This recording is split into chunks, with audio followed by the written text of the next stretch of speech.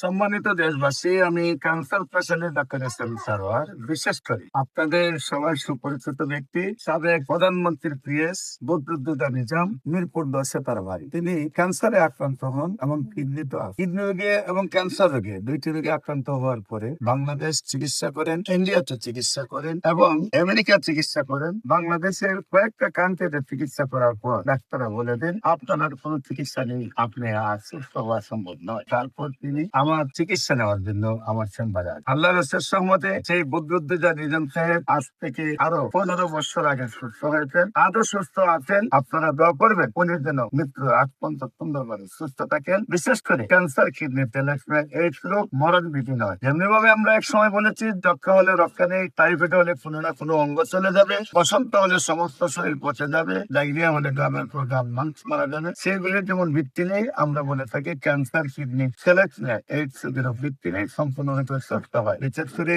আপনারা জানেন এলোপ্যাথিক চিকিৎসায় লক্ষ লক্ষ টাকা ব্যয় করে মৃত্যু হয়। সেইখানে আল্লাহর হচ্ছে সমত মেলে চিকিৎসা এই বদরুদ্দোজা নিজাম সাহেব আরো সুন্দরভাবে সুস্থ আছেন।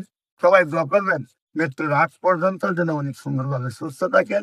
ভারতের পরিবারের সেবায় তিনি সুন্দরভাবে সুস্থ হয়েছেন। যে কোনো প্রয়োজনে কিনে দেওয়া নম্বরে যোগাযোগ করেন। সবাইকে ধন্যবাদ।